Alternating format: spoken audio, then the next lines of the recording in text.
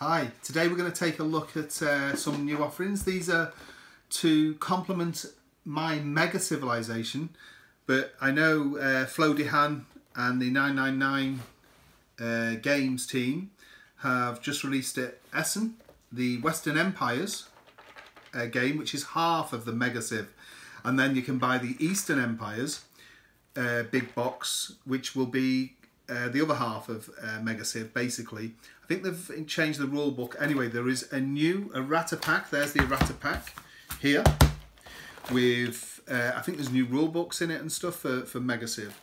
And so basically, Western Empires and Eastern Empires, with a few tweaks, are the two halves that make up Mega Civ, which is through up on the unit there. You can see the big box. There we go. I have to tell you, I mean, it plays up to, is it 18 players? I think it's 18 players it plays up to. And I have not played Mega Civ. We have had opportunities where we could have played it. We've always ended up playing Advanced Civ because I have my own homemade copy here, which I'm going to use these buildings for. And I really do want to get a game of Mega Civ played. But this, I have this lovely map. Here we go, might as well see it that way, of Advanced Civ, which is pretty much the same game, but there is some new tweaks, I know, and streamlining to Mega Civ. And there we have the cards there. Go on there, and keep track of your points on here. These do roll backwards and lay flat, and we got the AST there. As well, that fits on. As you can see, it takes up quite a bit of room, but we manage it. And then I have my homemade bespoke set here, which is from, I think, Derek's redesign is all the prints from. You download them on BGG. And I have the handmade cards that I printed off myself, but I say they're all from Derek's redesign, and they're just lovely cards. They're like tarot size. And then we've got the trading cards here. Hang on, let's have a look. Here. Plenty of them. And of course more Civ cards and more Civ cards. It's a glorious set. Oh, and there's the timer. We allow 5 minutes for trading. It's pretty neat. We can enhance where the seas are, the actual open sea, with these little sea tokens. And we got various stuff in there. And in the other box is all the wooden components, which, oh, and of course rules, and of course the important calculator. So here's all player aids and sheets and whatnot. And we've played this many times, so it's getting, you know, it's well doing. And here's the lovely components, as you can see. Here's the pink set here for Italy. We've got the boats and cities and usual tokens that can be turned over for money, and they're really nice on the board. You can see you get boats in the open water and stuff. So yeah, and also in here I love this set with the mouse mat, neoprene mat, and the tokens. And I love these when these come in. They're pirates. They can come into play. So we've got pirate cities and stuff. But also got tokens for barbarians. Oh, here's the barbarians. Yeah, they're a calamity that'll come in. Pretty good the way they invade. So we've got barbarian tokens here as well. So it's just a nice handmade set. This that took. Do you remember me painting it? It was forever because some of these tokens I had to shape them and then paint them, and some of them took 3 or 4 coats of paint before I got them right, and then got sticker paper, gloss sticker paper, and then everything was varnished. But I love this set, and we've had some great games playing this set. There's some tokens for out of play areas if you're not playing with a full player count. But this is what we've managed to play up to now. On 3 or 4 occasions. But we've never managed to get the full. It's difficult, you know, it's so hard to get a player count for Civilization, because even at the games club I go to, I don't think there might be 1 or 2 people out of about maybe a dozen or so people that go, there might be 1 or 2 people that you could convince to even play a game of Civilization. They all want quick, super snappy, cult of the new games mainly, or games that play within a couple of hours.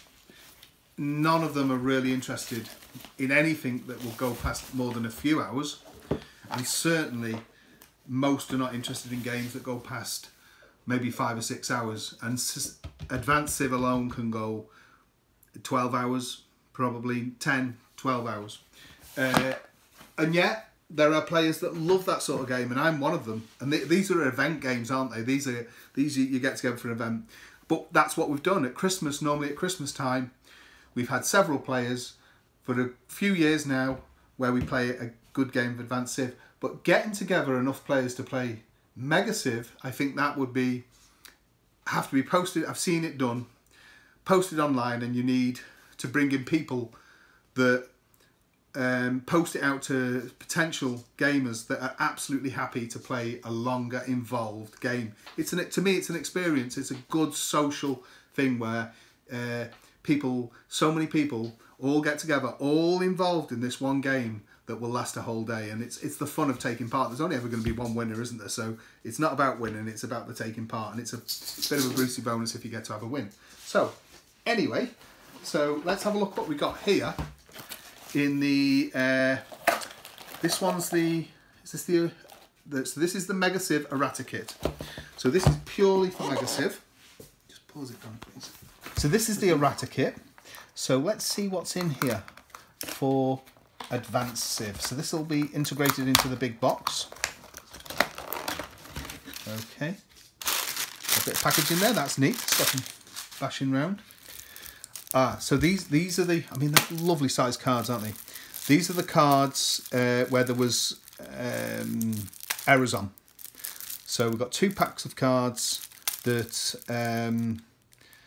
write the errors that were in the original game, and also the updated rule books, which is great. So, and you know, unfortunately, just literally within the last couple of weeks, Francis Tresham, the game designer of Advanced Civ and some other great games, has sadly passed away. I think he did reach quite a good age, but that's quite sad. But you know, his games are going to live on for probably hundreds, well, for eternity, I would guess. People are always going to play board games, aren't they? Yeah, so this is an updated rulebook. This is the errata 1.2, and this one, what is this? This is the first game, right? So I think this is just to get you in on the first game of Mega Civ, and I am determined at some point we have a busy schedule coming up. We were talking about it earlier. We have quite a lot of good, exciting things happening, especially in 2020. And but I would love to organise a game of Mega Civ, get it out on the internet, get an event organised and invite people to play, because it's just a glorious game. Civilization is, and to get a game of Advanced Civ going, Mega Civ, up to 18 players would be brilliant. Not an easy thing to pull off, but there you go. So that's the errata kit. I'm really interested to see what these buildings do, because I'm pretty sure I could integrate these buildings into playing a game of Advanced Civ. I mean, I can't see any reason why I wouldn't be able to, but I'm going to open them up, have a look at them and see what they do. But first of all, let's finish with getting this stuff out. So this is the upgrade kit. So in Mega Civ, they provided in some of the cards, they provided enough cards that they deemed would be playable in the game, but not apparently full sets. And this, which was an upgrade, will give full sets of every card. So let's have a look in here, and here's the other decks of cards. So yeah, Civilization upgrade kit. This is not a standalone game and can only be used with a box of Mega Civilization, which we have. So they're the cards. This will make the card counts exactly the same throughout all the different cards in the game. To there was a call out there for this, and there was a guy on Board Game Geek, Florian, his name is, who was like a dog with a bone with this stuff, and he wanted these, and he was looking at ways of getting it printed, and he's the one that I think drove it, and then Flo de Han got involved, and 999 Games, and they've managed to actually do this for gamers' wishes, really. It's, you know, which is really nice. They've been listening to the gamers, and made this kit and produced it at a very reasonable price. And I think the errata kit was completely free for owners of Mega Civ. So, you know, brilliant, beyond the pale customer service from 999 Games, which is awesome. So let's have a look at these. I'm really interested in these because, like I say, I should be able to implement them even into games of Civilization or Advanced Civ. So let's have a look. Do I need that? Yes, let's get this in here. This is the... Oh, let's start with the Western Empires. Let's start with Western. There we go, which has just been released. And I know Eastern Empires is getting released as well. But of course, we can play these with Mega Civ. But I'm pretty certain we'll be able to play them with our Advanced Civ game as well. But I'm really interested in them to see how they work. There we go. So there's the pack. Now here's the buildings, monuments or whatever. So we've got like a pyramid building here. That's definitely Stonehenge, isn't it? Which we've been to as a family. Absolutely awesome place. And these are just crying out to be painted up, aren't they? I'm not sure. We'll have to look in the rule book what the rest of these are. Is that the Gardens of Babylon or something? Oh no, is that that's the temples, isn't it? Let's have a look. Now that must have... Is that the Colosseum or something? But here's the buildings. They're going to look great on the map, aren't they? When people actually make them. There we go. So that's them. Definitely need to keep this box to put these in, because once they're painted, they'll go into here really nicely and stay in the box. So really interested to see what it says in here. So, let's identify these buildings. So this is the Western Empire's special buildings. So, so that is Assyria. That's the Ziggurat of the Sharukin. It's a bit of a mouthful for Syria. Celt, yes, of course, that's Stonehenge. Carthage, the Great Harbour, there. Egypt, we have the Great Sphinx of Giza. Ah, so that's the Sphinx, okay. Oh, there. Do you know what? I was looking at it the wrong way around. There he is. There's the Sphinx, of course. There's the Sphinx. Iberia, the Mausoleum of Pozzo Moro. Sorry, Mausoleum. Mausoleum of Pozzo Moro. That's got to be that, hasn't it? Yeah. Okay. Hatti, the Hattusan City Walls. That's this one here. Could look at these on the internet for images and see what colour scheme to go with some of these that I'm not familiar with. Hellas, and that's the Parthenon. That's this building here. Minoa, the Great Palace. There we go. It's a great palace there. And of course Rome, that is the Colosseum. There we go. How these get implemented into the game, there is the interesting thing, isn't it? So, it says here, note at some points, excuse me, the game rules or components refer to he or his. These phrasings are used for readability purposes, but should be interpreted as he, she, his, her, they, or their. So like a politically correct thing. So, but yeah, okay.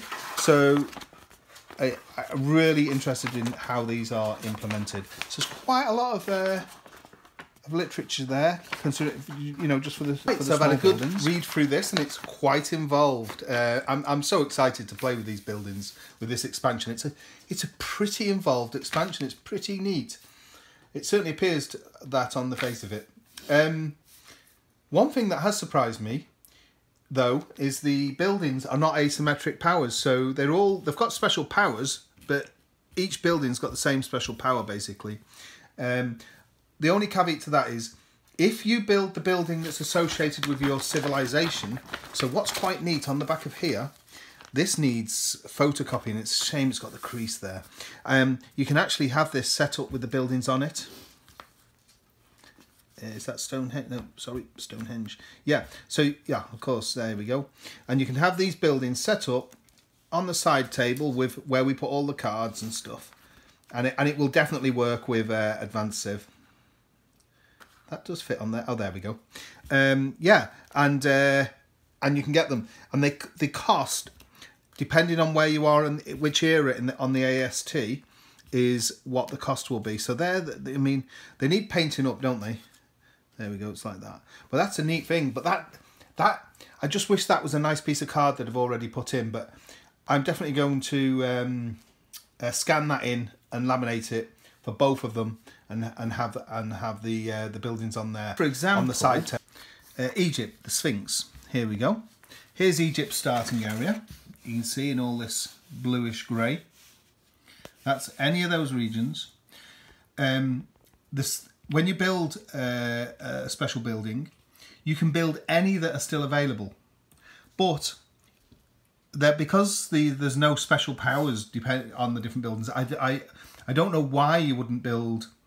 If, for instance, if you were building in Egypt and you were building your special building, and the Sphinx was available, you would definitely build the Sphinx, because it can give you an additional 2 victory points at game end if you have the special building associated with your civilization.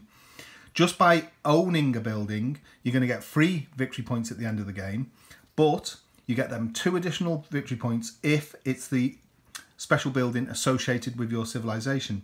The only thing I can think of is another player.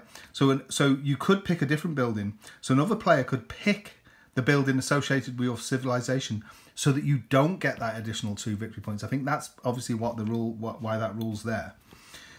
You own that you own that. Now the other thing has to be where you build your special building. You have to have a city or a majority in that area in your area, and you are going to own that building, no matter whether barbarians come or pirates or another player controls that area. You still own that building. So at game end, you are going to get them points for that building. But control of the building and its benefits, because all buildings have the same benefit, is to the player who's got the player that, if a player invades and then controls that area, he will control the abilities of the building. And the abilities of the building, there's a few really. One is there's an increased token limit. So automatically, this would, in here, the token limit would become 2. In here, it would become 3. And obviously in here, well, that's not within the area. But in here, that's 4, isn't it? That would become 5. It's on a floodplain though, a bit dodgy. So yeah, and what you can do as well, which is really neat, and you'd use it at the right time, you can sacrifice your special building to increase your trade card limit by 1. So for instance, as you know, as the trade cards say, if you have three cards of 1 and it gives you 76 points, whatever, and then by having the 4th it will give you 120, you can sacrifice that to then increase it by 1. So you'd use it on high value trade cards.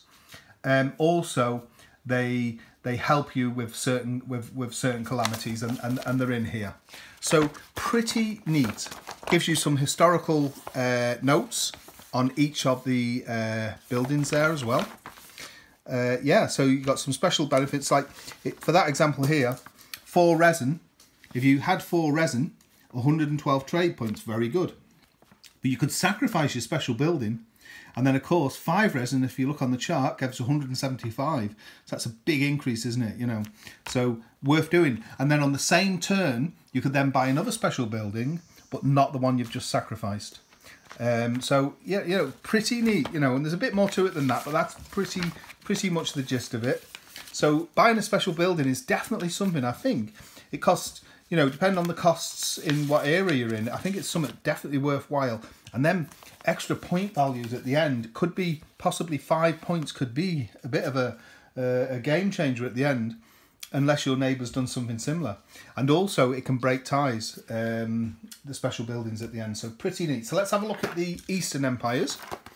Obviously the rules I'm pretty much certain are going to be exactly the same as the Western Empires. They're just going to have different buildings. So let's have a look at these. Here we go. So there's our rule set. I expect it to be just the same. The Eastern Empires. And we have that nice mat there that we, or depiction that we can make into a bit of a mat with some laminate and stuff for the buildings. Place on. If you do play in a mega civ, these need separating, so you'd have one side of the table, you'd have the Eastern, and the other side of the table, the Western, because only in the Eastern can they build the Eastern buildings, and the Western buildings. There we go. So yeah. So to control a special building, the player that has a city or token majority in any area on the map board containing a building is considered to control that building. If this is the building within its own region, he owns and controls it. If the building is located in another player's region, he only controls it and may use its benefits. So yeah, as you can see, you've got the same explanation here. So the player had 4 jade, 112 trade points, and getting rid of the special building, he can get 175. So on the Eastern map. Let's have a look at the buildings. Let's have a look at these. So these look really nice. That one's popped out to me straight away. That's a nice building, isn't it? What is that? Is that the Kushan? The Bamala Stupa? It certainly is. That goes there. Let's have a look at this one. That's a nice building. These are going to come up really nice, painted. This is the Parthia, the archway of, now pronounce that, Ctesiphon, something like that. Here, this is Persia, the Apadama Palace. There, it's this little one here. This is Moria, the Ashokan pillar. It's not going to stand up. We'll put him there for now. This is Nubia, the Nubian Pyramid. It's more like a little tank, doesn't it? I think that's Babylon. What, this one? Ah, yeah. Sorry, Donna's right. You're dead on. This is the giant ziggurat of Babylon. That looks a bit like a tank. Right, there we go. This one here. This is Saba, the Maram Bilquis. Probably murdering these pronunciations, but trying my best. This is Nubia, the Nubian Pyramid. Very nice. And here we have Indus, the giant stupa. And finally, here. I think that's the pyramid. Which pyramid? The one in your hand, I think that's the Nubia. Really? You are correct again, Donna. Donna's got a great eye for detail here. So, apologies, right. Dravidia, the shore temple of Mamallapuram, is that one. Of course it is. And Nubia, the Nubian Pyramid, is this one here. There we go. So the pyramids like confuse me, but yes, of course, look, you can see now that fits perfect. So there we go. That is the Eastern Empire's buildings. This took a bit longer than I anticipated, but I hope I've explained the buildings expansion a little. They're quite involved. They're pretty neat. Definitely can't wait to play with them. They're just going to add that. They're going to make the board pop even more. And of course, you know, you're going to use these with the Western or Eastern Empires, the new ones from 999 Games, or integrate them into your Mega Civilization. And if you're going to use a full game, you'd have both boxes on the go or whatever. And of course, you can use them for Civilization or Advanced Civ. Just implement them in. They'll integrate in seamlessly. Great little expansion. Really, for, you know, played Advanced Civ, several times, and this is something new. This is exciting, and making special buildings. It's going to be pretty cool. So that is Western Empires, Eastern Empires. For the Western Empires game, and Eastern Empires and Mega Civ. It's also the Mega Civilization upgrade kit and the errata kit for Mega Civilization. All from 999 Games, with a lot of input from Flo DeHaan, and of course it's Francis Tresham's design. That's it. Thanks for watching.